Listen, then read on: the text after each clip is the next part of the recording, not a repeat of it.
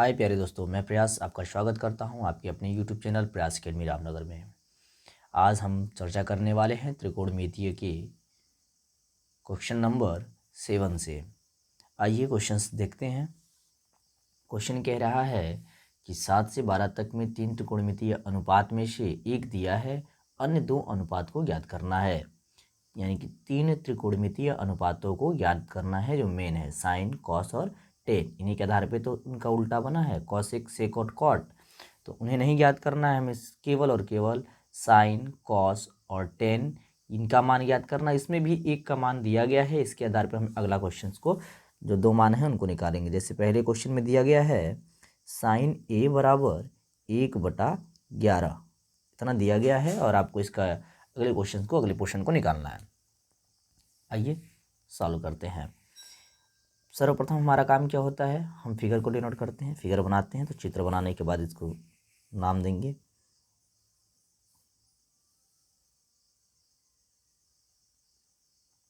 हमने एक समकोण त्रिभुज बना लिया। समकोण त्रिभुज बनाने के बाद कोण ए पूछ रहा है, तो यानी कि हम इस कोण को हम क्या करते हैं, ए मान लेते हैं। इसे बी मान लिया और ये हो गया हमारा सी। ठीक है। अब जैसे हमने इस कोण को ए माना, तो इसके सामने वाली जो ये वाली भुजा होती है, हम आपको बता चुके हैं जिस कोण को पूछेगा उसके सामने की भुजा लंब कहलाती है, जबकि उससे संलग्न नीचे की जो भुजा होती है वो आधार कहलाएगी। कर्ण तो हमारा बदलता ही नहीं है, कर्ण तो हमारा वही रहता है, और इस क्वेश्चन में बदलने वाली कोई बात नहीं होगी। ठीक है। अब दिया है क्वेश्चन साइन ए बटा 1/11। तो साइन का फार्मूला होता क्या है, तो साइन का फार्मूला हम जानते हैं, लंब बटा कर्ण, लंब बटा कर्ण, लंब बटा कर्ण। और इस फिगर में देखिए तो लंब का मान क्या है, BC। लंब का मान क्या है, BC, और कर्ण की वैल्यू कितनी है, AC। अर्थात BC हमारा लंब है और BC किसके बराबर है, यहाँ पे देखिए BC किसके बराबर है, 1 के बराबर है। ये आपस में दिख रहा है ना, BC किसके इक्वल है, 1 के इक्वल है, यानी कि इसकी वैल्यू कितनी दी गई है, 1। और कर्ण किसके इक्वल है, तो नीचे वाले देख लीजिए AC के इक्वल है, यानी कर्ण की वैल्यू दी गई है 11। हमें निकालना क्या है, हमें आधार की वैल्यू निकालनी है। किसकी वैल्यू निकालनी है, इस आधार को फाइंड करना है, तभी अन्य हम 2 त्रिकोणमितीय अनुपातों को निकाल सकते हैं। तो हम पाइथागोरस प्रमेय से क्या जानते हैं, कर्ण का वर्ग बराबर लंब का वर्ग प्लस आधार का वर्ग। ये पाइथागोरन प्रमेय हमने आपको बताया था। अब इसके आधार पे हम इस आधार को निकालेंगे। तो यदि हमें आधार का वर्ग चाहिए तो हम क्या कर सकते हैं, लंब को भेज सकते हैं दूसरे साइड में। तो आधार का वर्ग बराबर, ये लंब यहाँ प्लस में है, इधर जाएगा तो क्या हो जाएगा, माइनस में हो जाएगा, अर्थात कर्ण का वर्ग माइनस लंब का वर्ग। ठीक है। अभी हमको चूंकि आधार चाहिए, इसका वर्ग तो चाहिए नहीं, तो आधार के इक्वल क्या हो जाएगा, आधार इक्वल करड़ी में कर्ण का वर्ग माइनस लंब का वर्ग। अब इसकी वैल्यू को रखते हैं। कर्ण कितना है, 11, तो 11 का वर्ग माइनस लंब कितना है, 1, तो 1 का वर्ग। 11 का वर्ग अगर हम देखते हैं तो ये हो जाता है 121।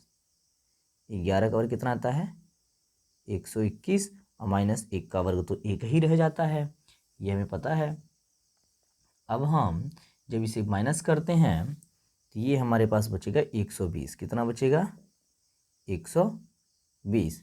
और 120 का यदि हम वर्गमूल निकालें तो हम देखते हैं कि हमें मिला 2 कौड़ी में 30।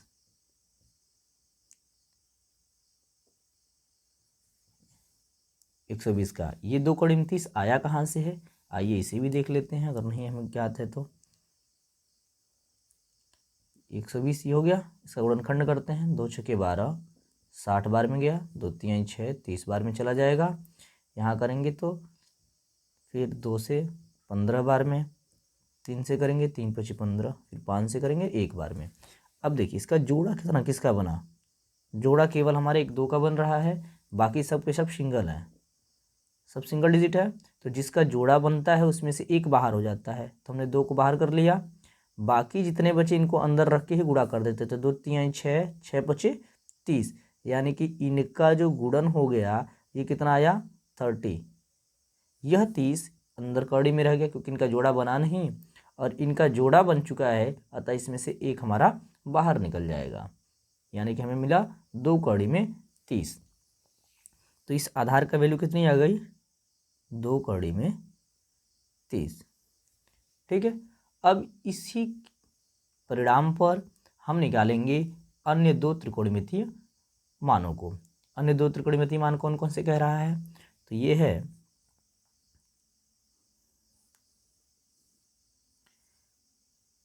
कॉस की, तो ये होगा हमारा कॉस ए, और कॉस का हम फार्मूला क्या जानते हैं, आधार बटा कर्ण। कॉस का क्या होता है फार्मूला, आधार बटा कर्ण। और आधार की वैल्यू कितनी हमें प्राप्त है, आधार की वैल्यू हमारी दी गई 2 कड़ी में 30, ये 2 कड़ी में 30 बटा कर्ण की वैल्यू कितनी दी गई है, तो 11। ये हमारा हो गया एक त्रिकोणमितीय अनुपात। दूसरा वैल्यू किसकी निकालनी है, 10 की, तो 10a की वैल्यू क्या हो जाएगी, लंब बटा आधार, लंब बटा आधार, यानी कि लंब कितना दिया गया है, लंब हमारे पास है 1 और आधार है हमारे पास 2 कड़ी में 30। हमारी दोनों वैल्यू निकल के आ चुकी है, कॉस ए 10a। यह 3 त्रिकोणमितीय अनुपात को निकालना था, उसमें से एक दिया गया है, साइन ए की वैल्यू दी गई है, इसके आधार पे हमने कॉस ए और 10a की वैल्यू फाइंड कर ली। आशा करते हैं कि आपको ये क्वेश्चन समझ में आ रहा होगा। समझ में आया है कि वीडियो को लाइक करें, ज़्यादा से ज़्यादा अपने दोस्तों तक शेयर करें। आइए तब तक हम अपना अगला क्वेश्चन देख लेते हैं। अगला क्वेश्चन क्या कह रहा है, कॉस बी बराबर 12/13। ठीक है, हम सर्वप्रथम क्या करते हैं, एक फिगर को बनाते हैं, और किस कोण को कह रहे हैं, कॉस बी को कह रहे हैं, यानी कि इस कोण का मान हमने क्या मान लिया, बी। जिसे बी मानते हैं तो इसे हम ए मान लें और इसे हम सी मान लेते हैं। ठीक है, इसके सामने वाली भुजा हमारी क्या कहलाती है, लंब, संलग्न भुजा, आधार, और सबसे बड़ी भुजा कर्ण। ये तो हम जान ही चुके हैं। अब देखिए कॉस का फार्मूला क्या होता है, कॉस की वैल्यू दी गई ना, तो कॉस का फार्मूला रखते हैं। कॉस का फार्मूला क्या होता है हमारे पास, आधार बटा कर्ण। हमने क्या पढ़ा, आधार बटा कर्ण। आधार इसमें क्या चीज़ दिया गया है, तो आधार हमारा है ए बी, और कर्ण क्या है हमारा बी सी, यानी कि ए बी की वैल्यू कितनी दी गई 12, ए बी की वैल्यू कितनी दी गई है यहाँ से, और कर्ण की वैल्यू कितनी है बी सी की 13, तो ये है 13 और ये हमारा दे दिया 12। हमें क्या निकालना है, लंब की वैल्यू फाइंड करनी है। तो सर्वप्रथम अपना फार्मूला लिखते हैं, कर्ण का वर्ग बराबर लंब का वर्ग प्लस आधार का वर्ग। यह त्रिकोणमितीय फार्मूला सबसे मेन फार्मूला है किसी भी भुजा को ज्ञात करनी है। यदि 2 भुजाएं दी गई हैं तो हमें निकालना क्या है, लंब। तो हम पहले लंब का वर्ग इक्वल टू करेंगे, तो यहाँ पे लंब है, हमें आधार को भेजना है, आधार भेजेंगे तो कर्ण में से घट जाएगा क्योंकि सबसे बड़ी भुजा होती है कर्ण हमारी, कर्ण का वर्ग माइनस आधार का वर्ग। और यदि हमें लंब का वर्ग तो नहीं चाहिए, हमें लंब चाहिए ना, तो लंब इक्वल क्या हो जाएगा, कर्ण का वर्ग माइनस आधार का वर्ग। ठीक है, आइए अब इसकी वैल्यू को रखते हैं। कर्ण कितना दिया गया है 13, 13 का वर्ग माइनस 12 का वर्ग, 13 का वर्ग करेंगे तो कितना आ जाएगा 169, 12 का वर्ग 144, इसको हम माइनस करते हैं तो हमें मिला 25, 25 का वर्गमूल कितना होता है 5, अर्थात लंब की वैल्यू हमें कितनी मिल गई 5 मिल गई। लंब कितना मिल गया 5, ये हमारा हो गया 5।